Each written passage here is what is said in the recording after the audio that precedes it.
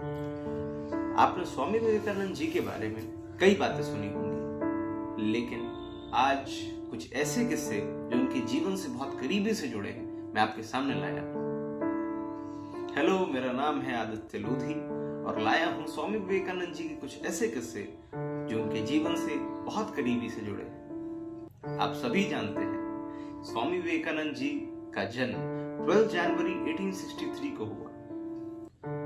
वह एक ऐसा व्यक्तित्व इस देश का रहा जिसने विदेशों में जाके इस भारत देश को नाम दिलाया, प्रसिद्ध करा और सबसे उनका जो फेमस प्रसिद्ध उनका जो स्पीच है जो अमेरिका के शिकागो में उन्होंने दिया और जिसकी वजह से देश विदेश में इस भारत देश का नाम खूब रोशन हुआ।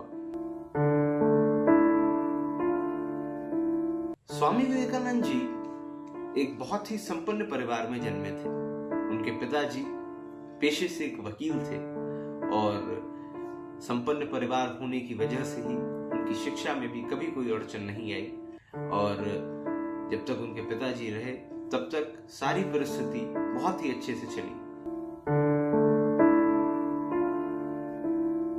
उनके पिताजी के देहांत के बाद उनके घर में काफी गरीबी रही और स्वामी जी के पिताजी के न रहने के बाद उनके घर में संपत्ति को लेके, खाने पीने को लेके, कई चीजों को लेके बहुत गरीबी रही।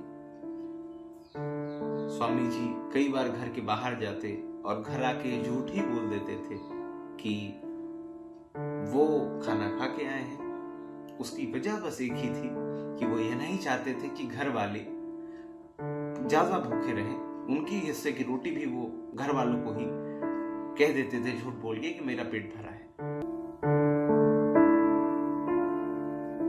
स्वामी विवेकानंद जी पढ़ाई में काफी रुचि रखते थे, इसलिए वो लाइब्रेरी से किताबें लाके पढ़ने का शौक रखते थे। स्वामी जी रोज एक नई किताब लाते, उसे रात भर पढ़ते और दूसरे दिन देने चले जाते। लेकिन यह करते करते उस लाइब्रेरियन को शक हुआ कि ये लड़का जो लेके जा रहा है क्या ये सही में किताबों को पढ़ता है। तो एक दिन उन्होंने स्वामी जी को रोक लिया और कहा कि तुम रोज किताबें लेके जाते हो और मैंने उन किताबों को अलग रखा हुआ है और आज मैं उन्हीं किताबों से तुमसे सवाल करूंगा और मैं जानना चाहता हूं कि इन किताबों को ले जाके तुम सिर्फ पढ़ते ही हो या और कुछ करते हो। उसने उन किताबों को उठाया और उसी किताब से प्रश्न पूछने चालू करे। जब उसने प्रश्न पूछने चालू करे और स्वामी जी ने एक के बाद एक उसके जवाब देने चालू करे, लेकिन जब उसने उसके जवाब सुने और उसने यह देखा कि इस बच्चे की पढ़ाई में रुचि बहुत है, तो उसने लाइब्रेरी में स्वामी जी को कई छूट दी और काफी छूट देने के बाद उसने कहा कि जो भी किताब तुम्हें चाहिए हो तुम लेके जा सकते हो और उसे अच्छे से पढ़ के वापस दे सकते हो और अपनी पढ़ाई को मजबूत करो, मैं तुम्हारा साथ देता हूं। इस चीज को जब स्वामी जी ने साबित करा तब उसने लाइब्रेरी में स्वामी जी को काफी छूट दी। इसके बाद स्वामी जी को किताबें पढ़ने में इससे काफी आसानी भी हुई।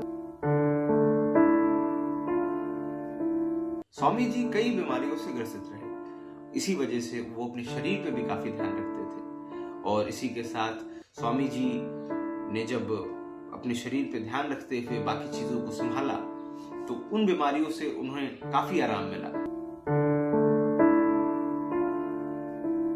स्वामी जी नियमों के बहुत पक्के थे। उन्होंने कह रखा था कि उनके मठ में किसी भी स्त्री का आना अलाउड नहीं है। तो स्वामी जी की एक बार तबीयत काफी खराब थी, तो उन्हीं की एक सहयोगी ने उनकी माता जी को मठ में ले आए स्वामी जी को देखने और मिलने के लिए। लेकिन इस चीज को देख के स्वामी जी बहुत नाराज हुए। उन्होंने कहा, अगर मेरे घर वाले ही मेरे कहे हुए बताए हुए नियमों का पालन नहीं करेंगे तो मैं बाकियों को कैसे कहूंगा। इसी चीज को लेके वो काफी नाराज हुए और उन्होंने फिर से एक बार कहा कि अगर मैंने एक बार कह दिया कि मेरे बनाए हुए नियम सबके लिए बराबर हैं, एक समान है, तो उसे नहीं काटा जा सकता। यह चीज कहते हुए उन्होंने एक बार फिर से सभी लोग को इसको चेतावनी के तौर पे दी कि नियम सबके लिए एक है। तो स्वामी जी नियमों के भी बहुत पक्के थे। स्वामी जी चाय के बहुत अच्छे विशेषज्ञ थे और उन्हें चाय के बारे में काफी ज्ञान था। तो जब इस भारत देश में लोगों को चाय के बारे में नहीं पता था तो उन्होंने अपने मठ से ही शुरुआत करी, और जब लोग इसका विरोध करते थे तब स्वामी जी ने चाय के बारे में लोगों को जागरूक किया और उसे जो है भारत देश में जो है लोगों को बताया और अपने मठ से ही शुरुआत करते हुए लोगों को इसके बारे में जागरूक किया।